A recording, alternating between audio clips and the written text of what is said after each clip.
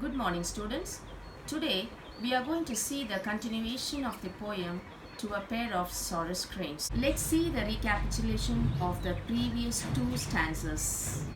Now let's move on to the next slide.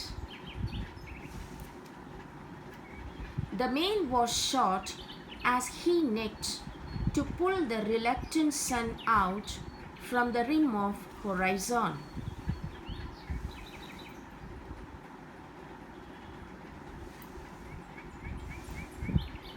She flew crying as he was picked up, hands and jaws, and a proud neck was humbled to lie like dirty linen in a coarse washing bag. She flew crying as he was picked up, hands and jaws, and a proud neck was humbled to lie like dirty linen in a coarse washing bag. When the male Sarus crane was flying in the sky, in order to pull the reluctant sun out from the rim of horizon, it was shot dead by its neck. The hunter did not treat the dead bird with respect. The lost beauty of the dead male bird was carried by the hunter and stuffed its hands and jaws into the dirty, coarse linen bag.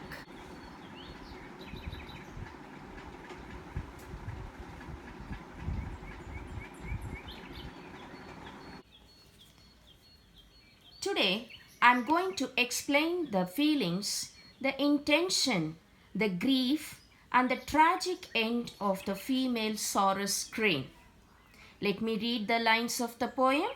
She circled the sky in movements of grace over his disgraceful end.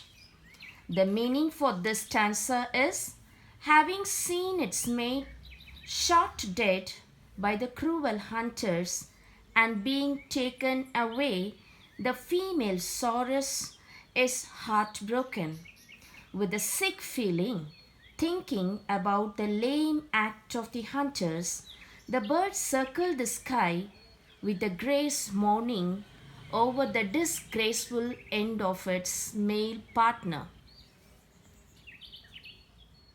Now, let's move on to the fourth part of the poem. The killers went away and she returned to the death scene with grief that inscribed its intensity in dots and pits. Here, the poet explains that the female bird swooped down to the dead spot of the male Sarus crane after the killers went away. She registered her grief, her sorrow in long and short cries of a Morse code. Here we go on with a new slide.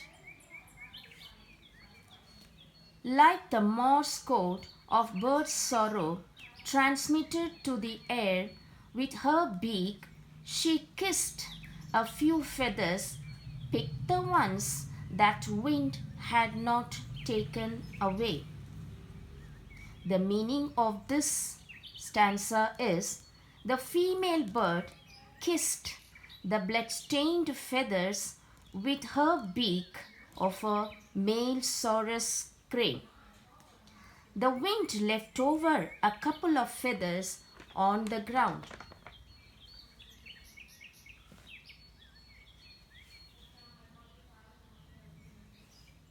Now let's see the end stanza of the poem.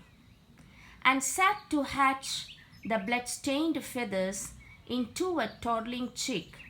A wave of seas she had never seen came to her from far away and carried her to him. She went away beyond Hume's words, beyond the legends and fables of human love. Let me give the explanation part of it. She was out of her sense that she tries to bring the life of the male Sarus by sitting on the blood-stained feathers. She finally wants to pine away to death as the Sarus cranes cannot live single, giving up his or her partner. The huge wave that the female bird had never seen before hurled her to the immortal world where she reunites with her partner happily. Here, the huge wave is compared to the grief or agony of the female bird because this sorrow she would have never seen in her life before as long as she lived with her partner.